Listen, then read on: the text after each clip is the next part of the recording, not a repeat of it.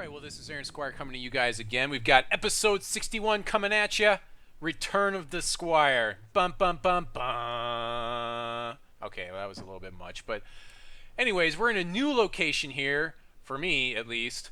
New place. You know, I'm a little bit, you can see the background's a little bit closer up. We're in a room in my house, obviously, in my new house, which I'm pretty excited about. We've got a door to close off the children, the child noise. I've got a new chair. I'm hopefully going to be getting a new desk pretty soon. So I'm in a good place. I'm really pretty stoked about the show. I've got a better connection speed. I'm going to upgrade my video cards at some point in time, so I'll be able to stream some other games that I've been meaning to stream pretty soon. Yeah, so how's life been treating you, Golden Saucer Guy? If we're gonna keep calling you that, we were just talking about that, but Right, yeah. So I guess the short answer is yeah. For now, we'll keep calling it Golden Saucer Guy, and that's what I go as my moniker for Hex and stuff. But yeah, I've had some problems with Twitch over the last 3 or 4 weeks. They don't seem to be very helpful. So we'll see. so you may have to create a new Twitch account. Is that what's gonna have to happen? I might. I mean, at this rate, I've had 6 or 7 emails with them. They will not resolve the issue. It's like an automated response. Yeah. I can't log in. It's not sending me my passwords or anything. It's just. You know what you could do is you could spam it out on social media. That's what I do. Like when I get pissed off about stuff. Bit, but not so much response. So, I mean, they're probably getting hammered right now with these problems. Right. Okay. Yeah. Obviously, you're not the only one that is probably having issues with your account. Well, on the other hand, I just came back from running a convention in the Pittsburgh area. We had Teco, which is a Japanese pop culture convention I run. We had record attendance. We cleared 6,000. Had a lot of bands and everything. Had a long weekend, so I'm ready to take a break and get ready for next year. Oh, sounds really good. All right, so tonight on Deck Builder Squire, we're going to be talking about the 5 Shards Cup of Fate tournament, the Clan Black Blade. Say that 3 times fast. Clan Black Blade Pauper tournament, the Alucard Hexstravaganza, which is going on this Sunday, I believe.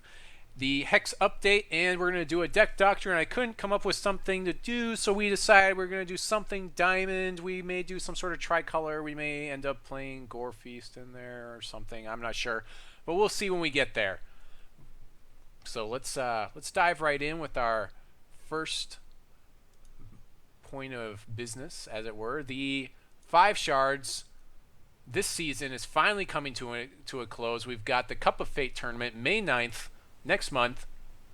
Top 64 players are in this one, sponsored by Colin. Colin, of course, just excellent, awesome, just such a giving person, has basically given us $500 for the first prizes. I think overall he's basically put, it looks like somewhere around $2,000 or something, probably a lot more than that, because he's giving a flight to Gen Con, so it's a lot of money that he's throwing down. He really is just such a great pillar of the community. It's really just awesome to have the ability to do this with a game that is really not even out of beta yet. Right now, there's nothing banned for the tournament, and again, it's on May 9th, the top 64. So if you had played during the last season, go on the 5 Shards website, see if you made it, and then make sure that you tell them that you're going to actually play in the tournament. I'm not sure if I think they're only taking cancellations, actually. So, Golden Saucer Guy, did you happen to make it, or how'd you shake out this season? So I was at 65th place for a while there, which made me kind of bummed because I missed the Wild event because I had another commitment I had to go to. Then I got a message on Twitter the other day saying, "Hey, have you checked out the top 64. Yeah, I did, and I was at 64th place. So all right, just eeped right in there. Yeah, unfortunately, Yep. I didn't make it. I think I'm like 71st, like when you were 65th. So I guess I'm 70th now. But they did say that there's a chance that I could also eep in there if some more people cancel. Obviously, I'm quite a little bit further down than you. But if I had played in that last tournament, which was a move-in weekend for me, I may have made it. Of course, I didn't have a team. It was the team tournament during the Wild Cup, which had some pretty interesting results. Yeah, I was traveling that weekend, unfortunately. So there was no way I was playing, but right. Man, if I would have done that. Plus, you needed a team of 3, I believe. You needed a team of 3.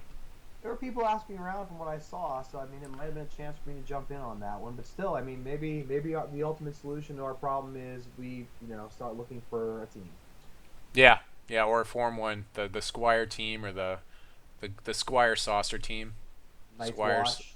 Night's Watch, sure, whatever. I break a lot of watches, so I guess that makes sense. Yeah, yeah, right. So moving on, we've got the Pauper tournament that's being put on by Clan Blackblade, and I read through it. There's a lot of words here that you have to read through, but for the most part, the high points are 500. You just scroll all the way down here, and yeah, here you go. Rules recap: 60 cards, all commons, Pauper style. You can only play the same person every 2 weeks. It's a 4-week tournament. It's starting on the 4th of May. So you can't just buff your numbers by playing against the same person over and over and over again.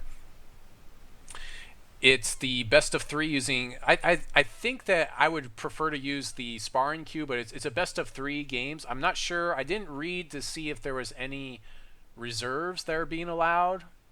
See, matches are best of 3. Yeah, I don't think that you're actually allowed reserves necessarily, or the way I'm reading this. So that's definitely something that's worth asking. I didn't have a lot of time to do research tonight, so I mean, if you feel free to correct me if I'm wrong on that one. And then played. We talked right. We already talked about the playing the same person twice in 1 week. So I think this is great because given that there are so many people, there's only 64 people in the big tournament right now, the big 5 shards tournament. It's good to have this going on to keep people interested, so that way they have something else they can do. We still aren't sure exactly how they're going to be getting people into this. What is it? The $10,000 tournament where it's going to be some sort of a rated system when you do your tournaments, and then those top 8 people with the top 8 ratings, they're going to fly them out to Cryptozoic to play a final like top 8 or something. So, I mean, Golden Saucer guy, like, what do you think about this Pauper tournament? No, it's cool. Anything that at all that gets more people playing, more tournaments, more events, anything. I mean, I'll take it. I mean, Yeah. I'm still probably most excited for this 100,000 worth in prize support that's officially coming through. But still, any Is event it of any type. 100,000? I thought it was 10,000. Maybe it is. Oh yeah, that's right. It is 100,000. You're Right, right. right. Yeah, yeah, Wow. Yeah, appreciate that's right. that. The Game So, Forge.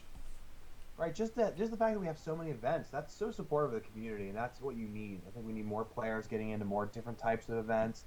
I like this one in that it helps a lot of the players that don't have those big, legendary card collections to jump in and make an impact. Especially now because you can play PVE and get the alternate art staples like Burn or Buccaneer or that type of thing.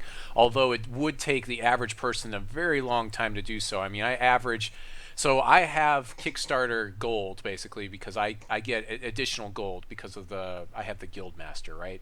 That's one of the things, the perks that I have. So I get about 10,000 gold if I finish the full arena, which takes me about an hour, I'd say, because I haven't like tuned a deck to try to finish it really fast or anything like that. So in order to have a playset of those cards, you need to have about 100,000 gold. So on the average, that's going to be somewhere between 10 and 13 runs, I figure, of the Right. arena, good runs. And so for somebody else, that's probably going to be more like 12 to 15 runs of the arena just to get 4 staple cards, which are like commons. I mean, it feels like it almost might be better to just get one of those, sell it on the auction house for silver, or for gold if you can get the gold. Well, you probably wouldn't get gold for it, but sell it for silver, and then use that money to buy a playset of the common version. You know, Right. so so I think it's a good thing though overall. I guess I kind of segued. I kind of bunny trailed on that one, but Yeah. Yeah, I haven't played much Arena to be honest. I need to. I've been trying to figure out if it's best to go through Arena or is it best to maybe toss some of your cards up in the auction house for gold for the people that are, racking up the gold right now. I don't know. speaking of which, I will be selling cards. If there are cards that you're looking for out there, you go ahead and post something to me or send me a message, and I'll definitely give you a decent price. Better than the auction house. I'll try to make it better, but I'm looking to get gold because I'm trying to get these alternate art PVE cards. So if there's cards that you're looking for or equipment that you're looking for, I probably have most of the cards, but the equipment, I have a lot of equipment, but I don't necessarily have all the equipment that I can get rid of. Moving on, we've got Alucard, one of the top Hex streamers is doing a Hexstravaganza. It looks like it's going to be the 26th, which is going to be Sunday, and he's going to be doing a lot of speed runs on the, so maybe I might even just go and watch to see what kind of decks he's trying to speed run through the arena to try to make some of that gold that we were just talking about. And he's going to be doing lots and lots of giveaways, so I encourage everyone to get out there and support him. Great streamer, great guy. If you guys haven't subscribed to him already, make sure to get out there and do that. There's his information. It's on Twitch TV / Alucard 2004. Have you watched him at all? Yeah, Golden Saucer guy? Yeah. Yeah, I dig it. That's kind of neat. Yeah, I actually probably need to get with him because he's got this really cool system where when you watch him, you earn points and you spend the points on your rolls or something, and it's pretty neat the way it works out. And I think that would be a great thing to have for my people to basically encourage them to watch me play the game. I think that would be a pretty awesome thing to have. So moving on, the Hex update for this week. Basically, they're talking about more of the arena. We've got Phil Cape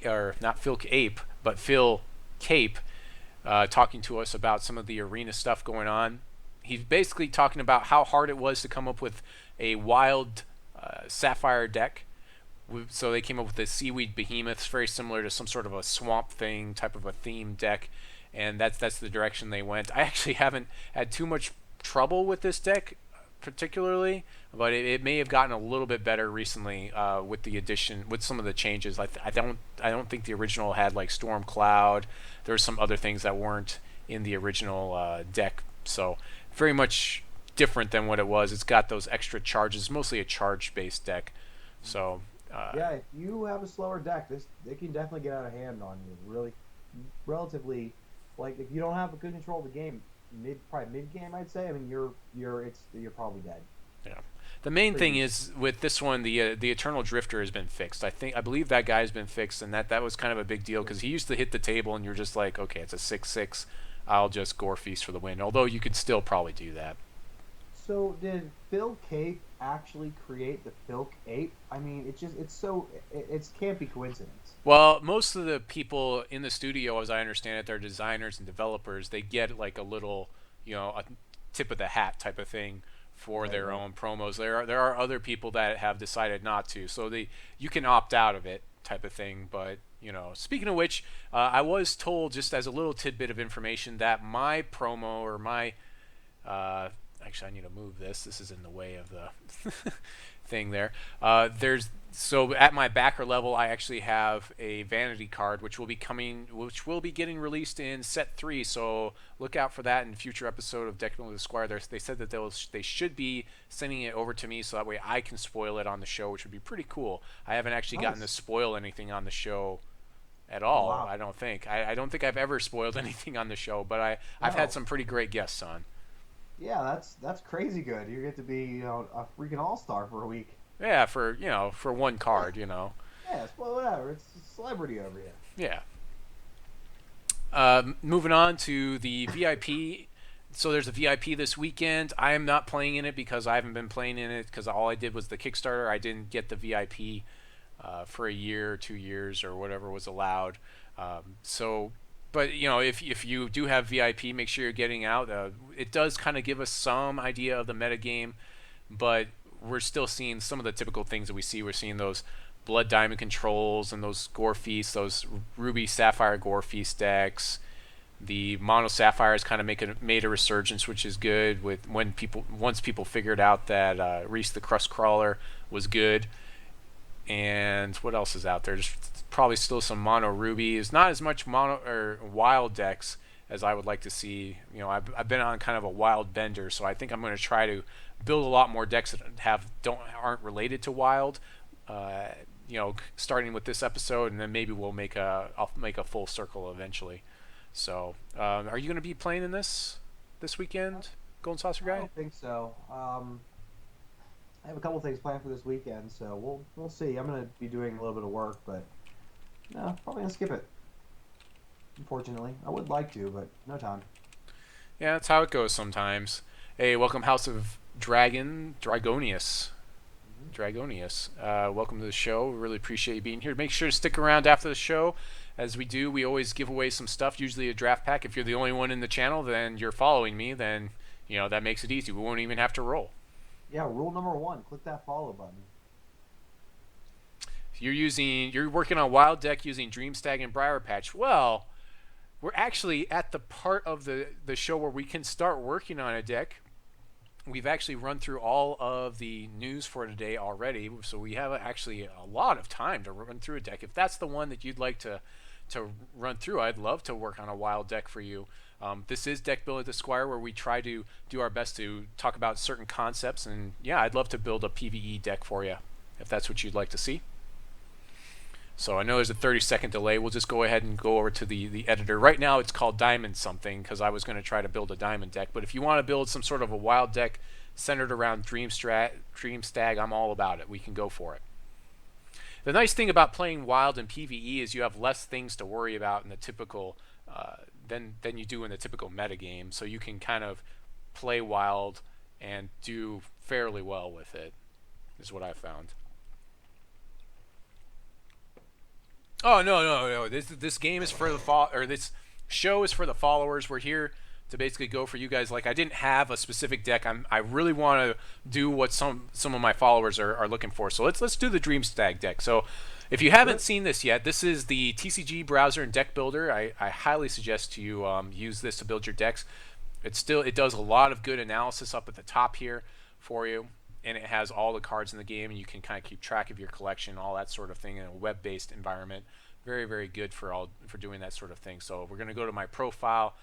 Right now I have the Diamond something loaded up, so I'm just going to delete that guy. It looks like he's changed some of these icons. I think if I use this trash can, I'll just delete it. Yep, there we go. So let's go ahead and say build new deck. We'll call this the PVE Stag deck. PVE Stag deck. Hey, what's going on, MTT Gamer? Welcome. Welcome to the show. We are building a Dream Stag deck, and thanks to House of Dragonius. So let's go ahead and get the Dream Stag in here.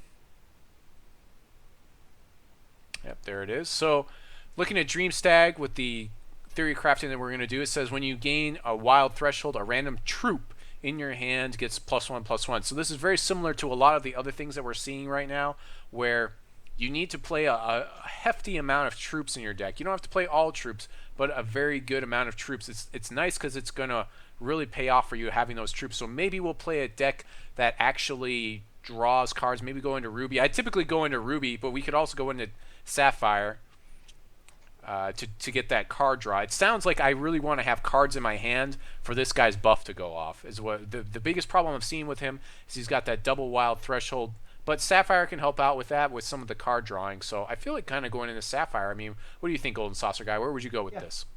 Mirror Knight. Well, Mirror Knight. Okay, but we don't want to go crazy because we know that we have viewers. You know, we'll probably end up putting Mirror Knight in here anyways, but I don't. Especially, we're going to try to keep it at, some sort of a reasonable price range. Right. Well, even still, just the champion alone is a good card draw. I mean, you get a card 2 out of it. Eldritch Dreamer's price isn't too bad still. There's especially we're talking about PVE. Right. The only thing my issue would be, I think I even at this point would even not mind mono wild. I mean, there's a lot of good options there. Right, for sure. So I think let's just try Sapphire and let's see how it feels. If we can do that just for the card draw, so we can make sure we have lots of troops in our hand. The only thing about this is, again, we got to play a lot of troops, so we won't have our card draw is going to be off of those troops again. So do you have Wrathwood Colossus? Because it's like if you're playing wild, you're pretty much playing Wrathwood Master Moss. I'm sorry, Wrathwood Master Moss. All right, barely so hear I'm a little quiet, so I'll kick it up a notch. Well, I can turn it. I'll turn you up. All right. I'll turn you up. Okay. So I turned you up a little bit there. All right, there we go. Now let me know how I am, guys. I'm happy to speak up if I need to. You have one. All right. So let's put the one Wrathwood Master Moss in there because that's kind of a must in any wild deck right now. Especially even though he's double threshold, you're paying 4 for him. So by the time he comes around, you should be able to get the threshold to play him. So let's obvious things we could throw in here are the what's it called? It's been a long time. I'm kind of shaking the dust off, so you guys have to excuse me for like I get these little mental pauses, right? You know, I'm going through a little bit of mental pause right now. Master Moss apparently is a no. Oh, Master Moss, no. Okay. No change for MTG. I mean, we can absolutely budget this. I mean, there's so many good things in here we go with. Just right off the bat, I mean, you're gonna probably want something, whether it be some way of gaining some more charges here. So you're looking at. Let's just pull up all the troops. I think let's just start like by just doing that. Let's just look at troops. So, unfortunately, I would love to get some of these, like Wyatt the Sapper. That would be a pretty awesome troop. You know, that'd be pretty cool to have. That guy. But unfortunately, those are only PVE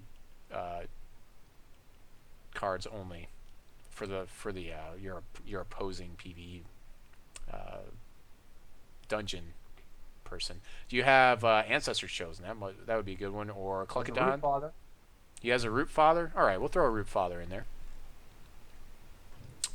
A bomb. So with Rootfather, we just... Oh yeah, that's a definite, because he can cycle for us. Yeah, excellent card to have in there. Root Dancer is not a bad one either. Root Dancer's really fallen out of favor. I think that Root Dancer really needs to make a resurgence in the format, personally. Stormcloud would be a good one as well. Maybe, probably actually not. Yeah, actually probably not. Now that I'm thinking about it. What am I thinking of? I'm thinking of the Milky Eye, the 1/1 that draws you a card. Ah, here he is, Sensei. So this guy's I think a definite in here. That's a definite one that I'm gonna recommend that you guys throw in there. Mentors, you could probably run full mentors in here because they're gonna give you that card draw. Because we don't have like things to. This is gonna put this is our card draw engine right here is those mentors. And if you don't have, especially if you don't have Mirror Knight, I mean you've got those mentors. Yeah, those are a good budget card too. Their cost is prohibitively low right now at around 18 platinum. That's really easy. It's a nice budget card. Plus, it does fit the theme really well. It smooths you through the deck. It gives you some troops. If it dies, it gives you some spell power. I mean, all around pretty solid. We can't play the Honeycap because we're not mono wild. Howling Brave is preliminary right now just to see. Hawkwind is another one I think is a great one of in most decks just because he draws you cards. He hits the table, he draws you cards. Oh, Buccaneer probably also is another one that is just kind of like an automatic in Sapphire decks. So he's looking for some Briar Patch, some Briar Legion, Domination. I don't mind the Briar Legion stuff if you are running your things that when they die they generate the top 5 cards of your deck for a troop. Yeah, Briar Legion's not bad. I mean, if you have this, you could play like a Singleton Replicator's Gambit, and you're kind of running the combo with that. And you've got the Buccaneer that we just talked about, which can be a game lock as well. Buccaneer can game lock your opponent pretty hard. So we could run the Briar Legion in here. And we've got Conjurer as well. I don't like the Conjurer as much, just because, I mean, I guess in PvE it's okay. I guess we aren't really looking at the equipment, and I have had issues looking at equipment before. Let's see, does it have the equipment here somewhere? It doesn't. Does not appear so. Yeah, it doesn't appear that it's showing me the equipment. It used to. So that's the other thing to look at is like, let's find like the things with the strongest equipment, maybe try to get a hold of some of that equipment. Yeah, and the setup for these may be a little bit slow, I think, as well. Yeah, that was the kind of where we're going a little bit with this. That Briar Patch Conjurer is a little bit tough to get moving. You're spending turns to build it, to get it going, get it moving. Briar Legion, to some extent, is that way. You're investing some time into it. Briar Legion's fine as long as you can play him, a second turn. And with the Buccaneers, you got the ability to bounce one and then basically buff him in the same turn, possibly if you have that many resources. So it's not horrible.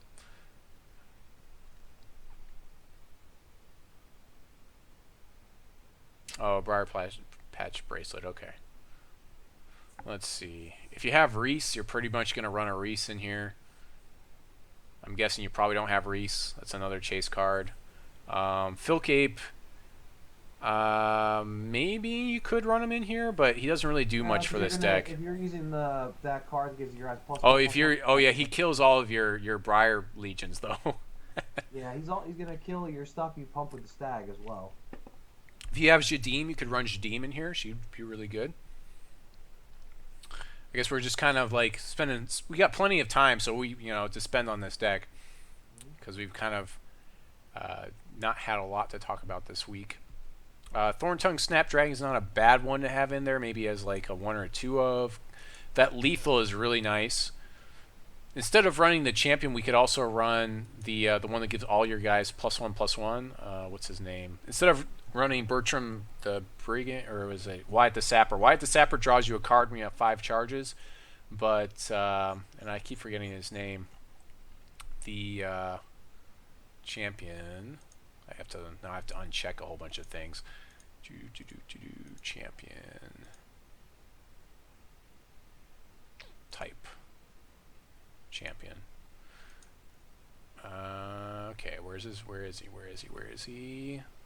Yeah, Warmaster Fuzzuko. This is another option, but this guy feels like he really wants to be played with more tokens, and we aren't really playing tokens. But we do have the card draw to play lots of troops.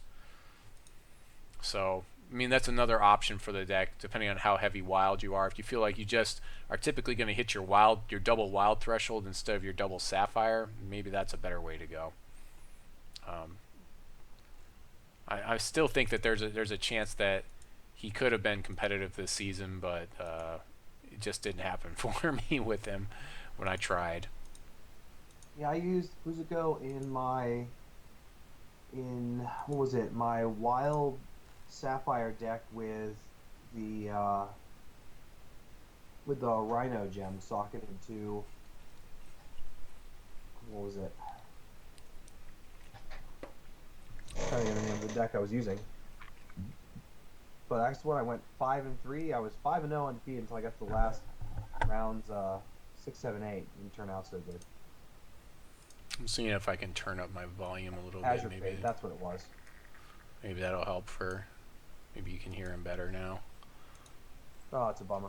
I mean, I can get closer and talk louder. Yeah, I'm not sure what it is. I could hear you okay through mine. I feel like it may be something else.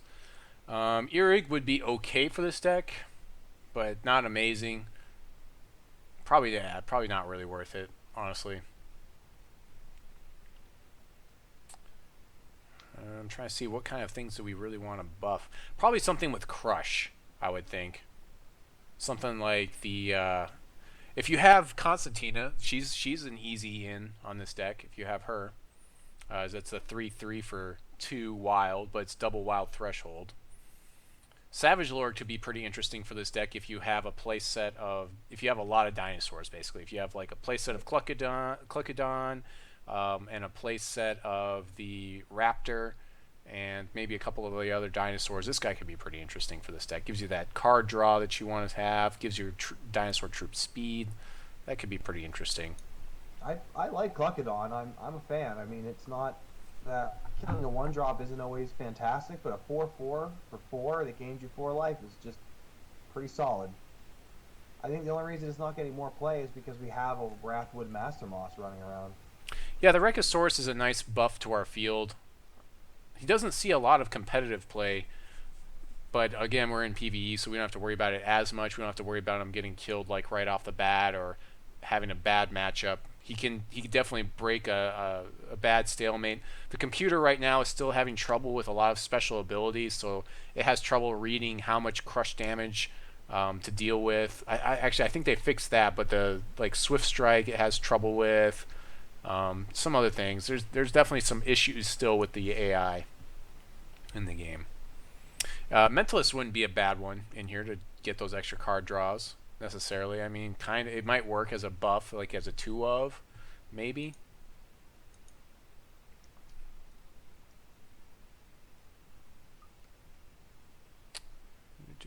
What else can we do in here?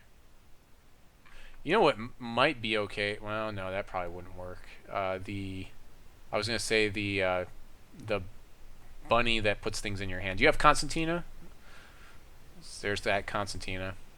I kind of want the alternate image one. I'm not sure where she comes out of.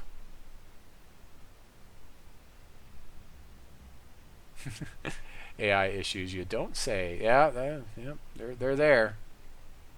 Feral Ogre would be a pretty solid drop for this deck too. You could play this guy, no problems. I mean, you could make him a 4/3 crush. I mean, that's pretty relevant. I'd like the Dandelion sprites in their hand too, because you're giving them some stat boost with the Stag.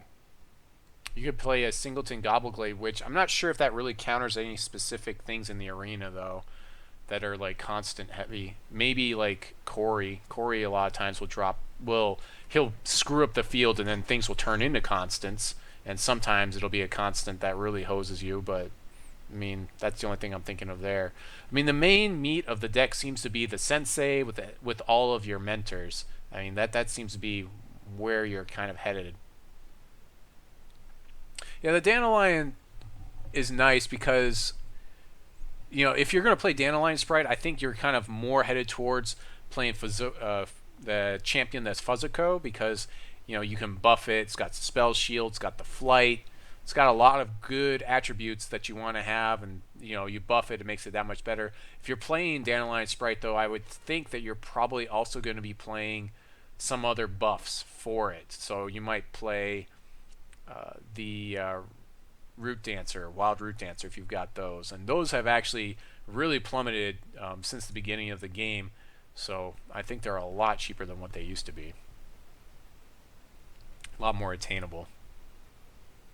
Again, Ancestor Chosen wouldn't be bad for this deck, but I'm guessing you probably don't have those. Yeah, I was thinking about Concubunny because it throws cards in your hand, and then you could buff the Battle Hopper, but it just seems like it's just not that relevant. Caterpillar's pretty good. That's another one that the computer will probably misjudge. Pack Raptor probably isn't that expensive, even though it's a legendary card. It's just not seeing a lot of competitive play. Yeah, I mean, it's 360. I believe that there's an equipment for the Pack Raptor that's supposedly down the road. I don't think it's been implemented yet, but it's supposed to throw more Pack Raptors in your deck. Something like that. Instead of throwing 4 in your deck, it throws 8. It has gone up. Okay.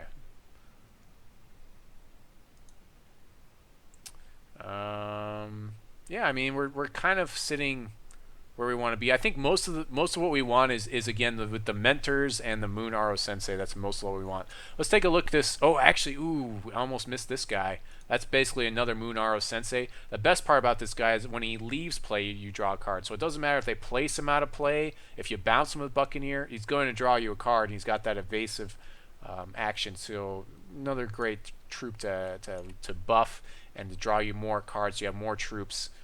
You know, making sure you just keep having cards in your hand all the time. So that way your Briar guy, forget what his name is, what we started the deck off with, this, what is it, the Briar, the Dream Stag can kind of like have targets in your hand. Lord Benji. Yeah, I mean, the problem is with Lord Benjamin, we're building a completely different deck. We're building a humans deck if we're building Lord Benjamin. Like, we need to go in a completely different direction. I mean, if you have it and you want to play it, then we kind of need to reverse and like go in a different direction. Also, do you have the Eldritch Dreamer? I know that's another expensive card. Because I want to make sure we're building this deck to what you can actually build without, you know, or what you're willing to, you know, if you're willing to buy cards, you know, let's try to like not do you a disservice. Yeah. So what does our deck look like so far?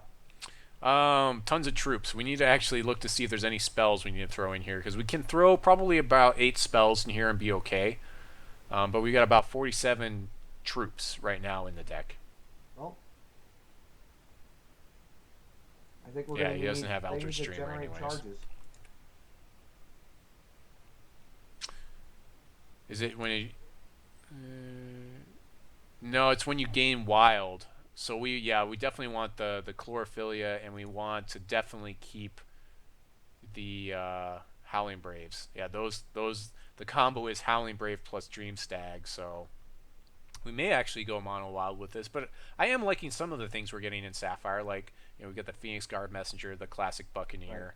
the Yeah, I Mentor mean, of the the only thing Song. about Sapphire right now is we don't have like an anchor card that holds us there. I mean, the Buccaneer is really the best part of this. Yeah, I agree. Right now, I mean, it's almost simpler just to stay mono wild because you're Wrathwood and I guess no, not the Wrathwood, the other big one.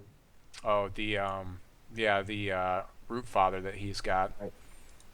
Although, I mean, it would be nice to also have that ability to socket some of those Sapphire abilities on. So, I mean, a flying Rootfather is no joke. Yeah, I mean, you give him flying and like maybe Spellshield or something. I like to actually give him the one where you can play him as a quick action, so that you can kind of surprise your opponent. So then you always Right. play him as a quick. Yeah, yeah. It's a surprise Rootfather. You got Rootfathered.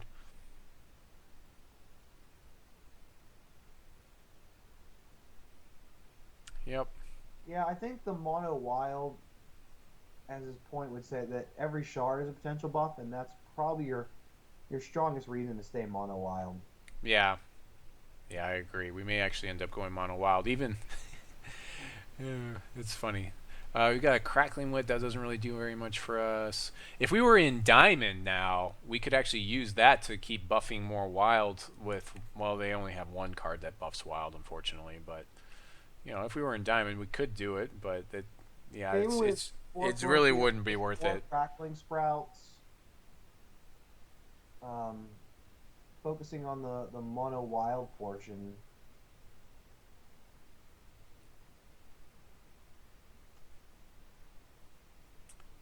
Hmm.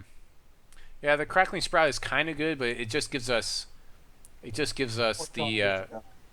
It doesn't. It doesn't actually get you your ability to go off on that game. Right. Yeah. It doesn't give you threshold. It just gives you the +2/+2 and crush. So. I thought about Eye of Creation, but I've had a love-hate relationship with that. But if you have Eye of Creation, it wouldn't be bad to maybe throw one in here. Again, it refills your hand, has more Dream Stag targets, etc., etc., etc. Typically, when I run Wild in the arena, I run a playset of Crash the Beast, but Crash the Beast really wouldn't fit in this deck quite as nicely as some other cards. It is still a boss card, especially when you're playing with Warmaster Fuzzuko. It definitely, like, when you can turn 2 Crash the Beast, turn 3 Crash the Beast, and then play like a turn 4 champion power, you basically won the game.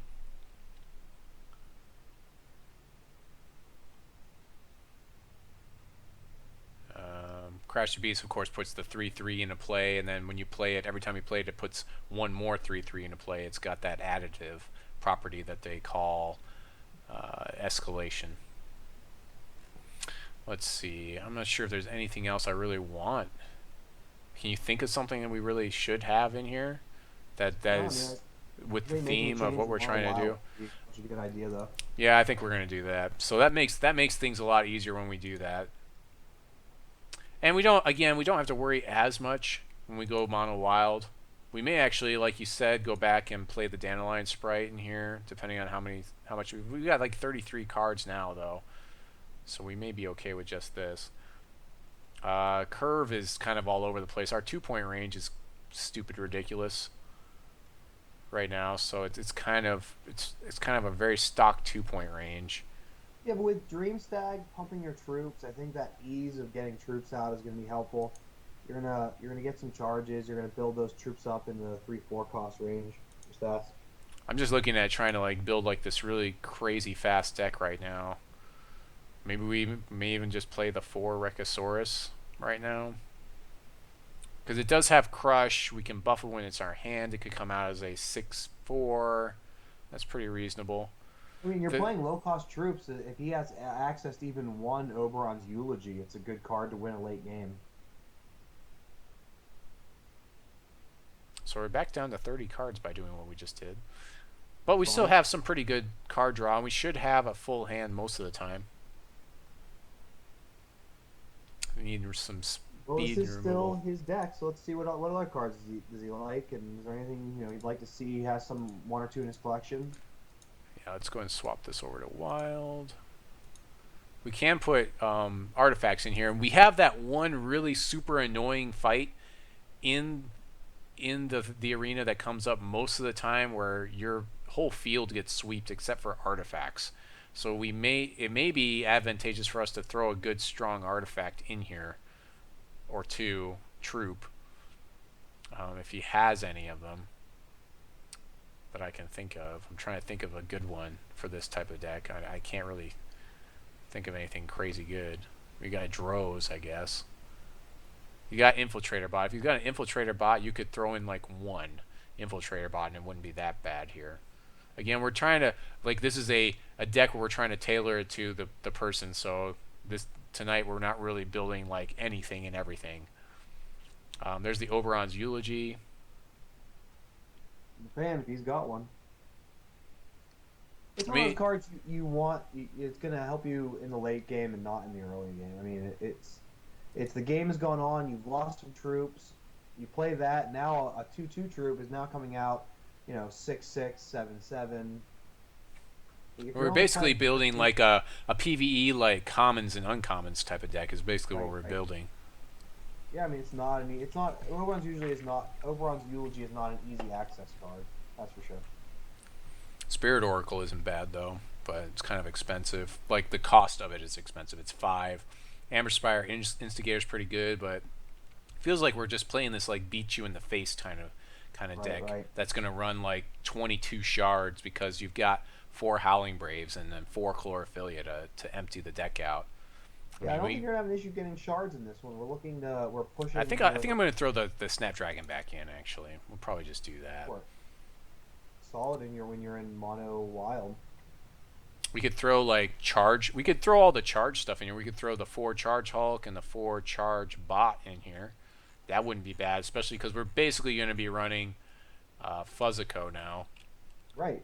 No, those are all great cards. I mean, you got some solid stuff that'll be hitting there. You could throw in maybe a 2 Inductocopter Bot. Now I've toyed around with these, and they don't do that bad in Arena.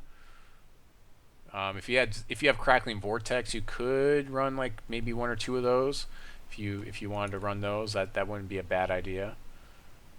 There's that alternate image Sapper's Charge. That's another one you could probably run in here, maybe as a 2 of as your removal for certain fights where you just need to kill something early. Yeah, Inductocopter with the equipment is definitely really super nice. I agree. Feed those charges. Yeah, and with Fuzzuko, like when you can play his champion ability a lot, it gets out of hand. It's nicer when we have more stuff to buff, but we do have a lot of card draw. We still have our Mentor of Oakhenge. We still have our Moon'ariu Sensei, so hopefully we should be able to draw dudes in this. Let's see. Let's put some shards in here to kind of start figuring out how far over we are.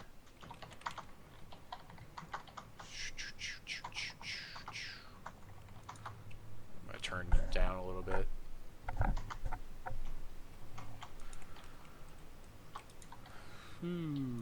Feed the charges, that's right.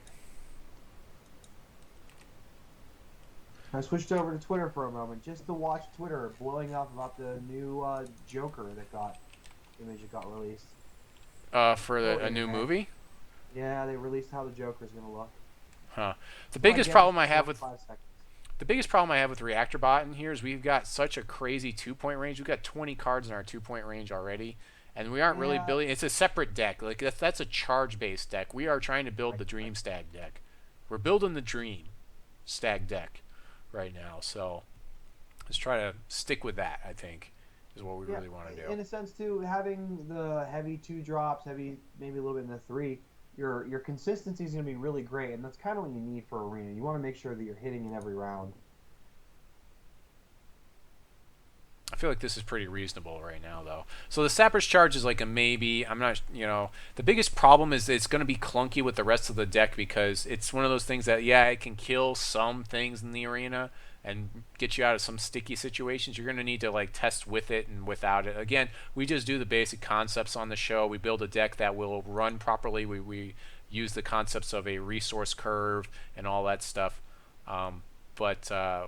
You have to test these to figure out what feels good to you and what is not good. That's the true test is just getting out there and just playing the cards and seeing what they do. Again, if you have Constantina, or if you can get a hold of just one Constantina, she'll do very well in this deck. I'm seeing a lot of 2-point cards. I'm just trying to figure out if we can get rid of any of them, and I don't know that we can, because they're all really good. Like, we got the Feral Ogre, the Mentor, the Moon'ariu Sensei, the Dream Stag, of course, at the point of the deck, and then the Chlorophyllia now. And then even Rootfather is a 2-point drop.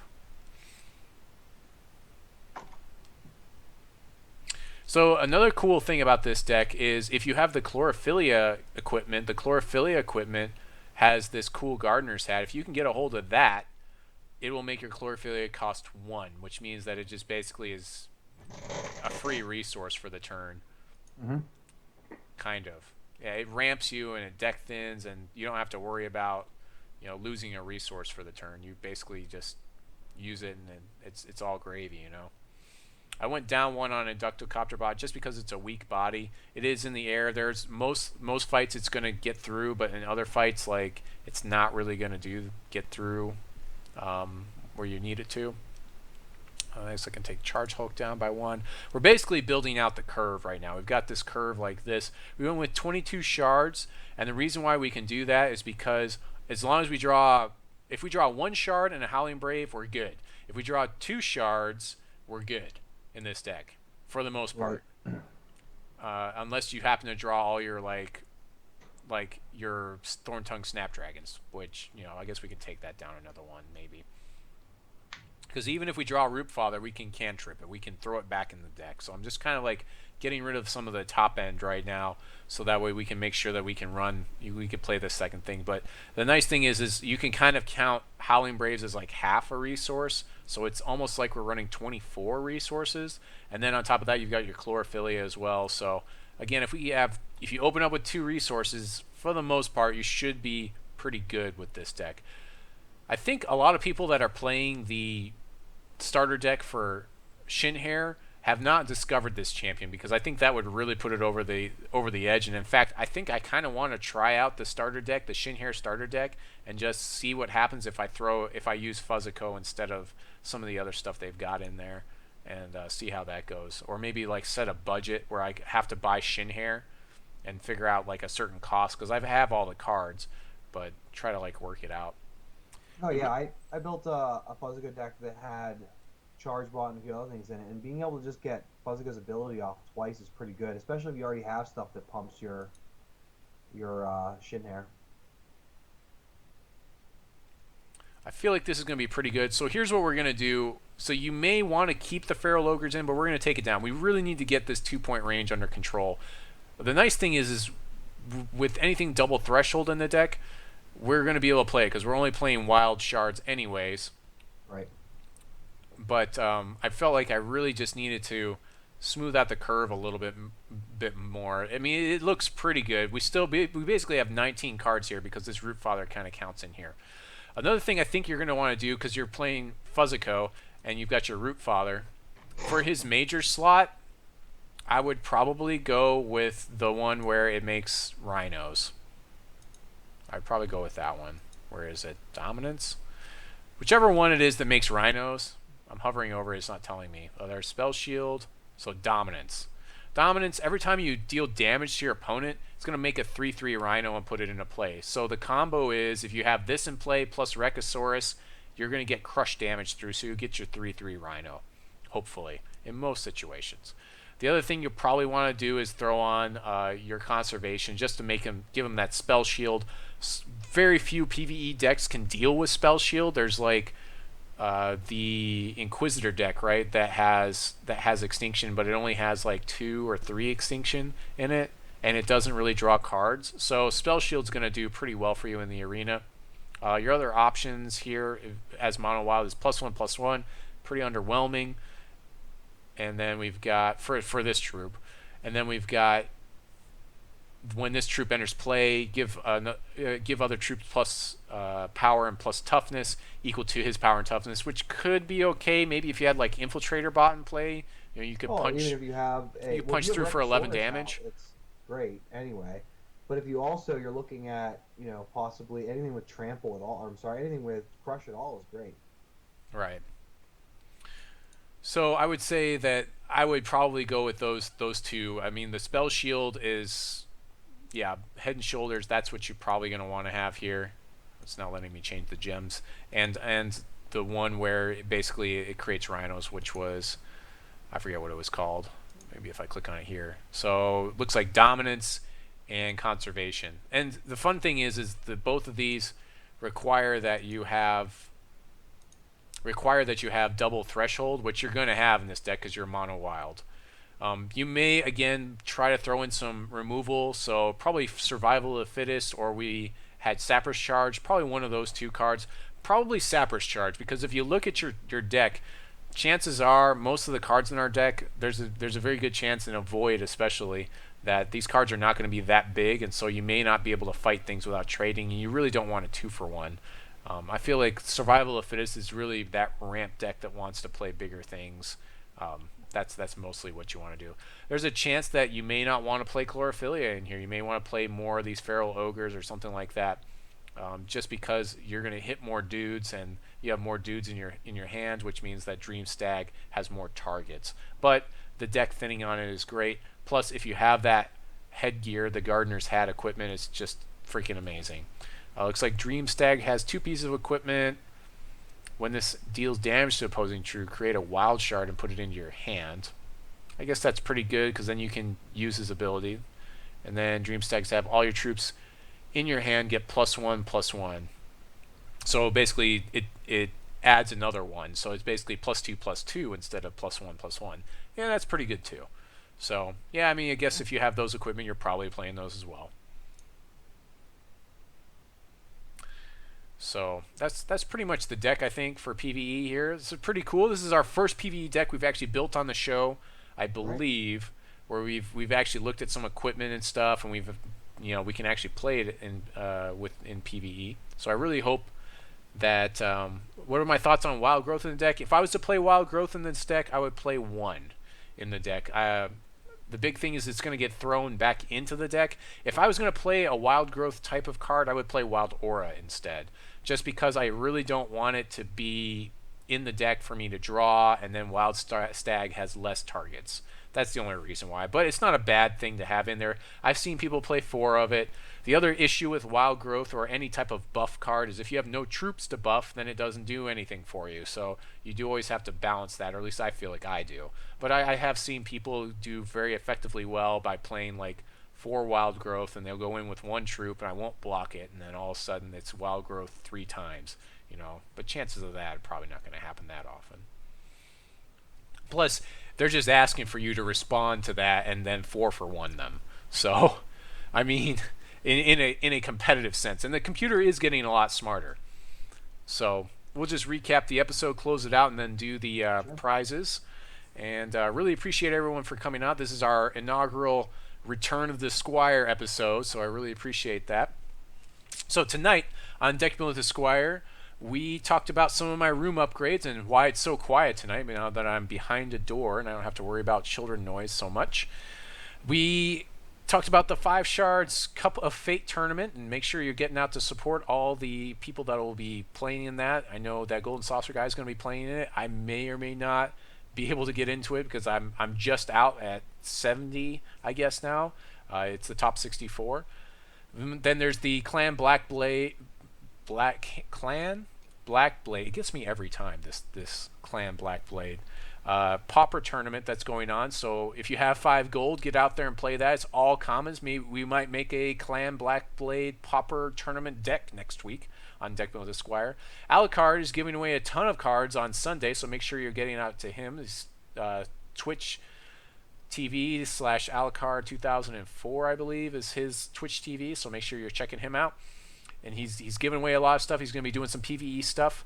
And then we've got the Hex update we talked about, where they talked about some of the different things that they were doing for the arena. And we've got the VIP tournaments that are going on this weekend. And finally, we finished up with this Deck Doctor. We were going to do a diamond something deck. I didn't have a whole lot of ideas. And House of Dragonius came in here, saved me with his idea where we're going to build this Dream Stag deck, and I think it turned out all right. It should do okay. You guys are going to have to give me some feedback. Let me know if you finish the arena with this. And definitely going to have to get House of Dragonis some pretty cool prizes after the show for helping me out there. So until next time, this is Aaron Squire signing off, saying God bless you and your families. Try not to rage too much out there. And Golden Saucer Guy saying, do you have a sign off yet? You need to sign off. No, we still have to sign off, but have a good one, guys. Enjoy your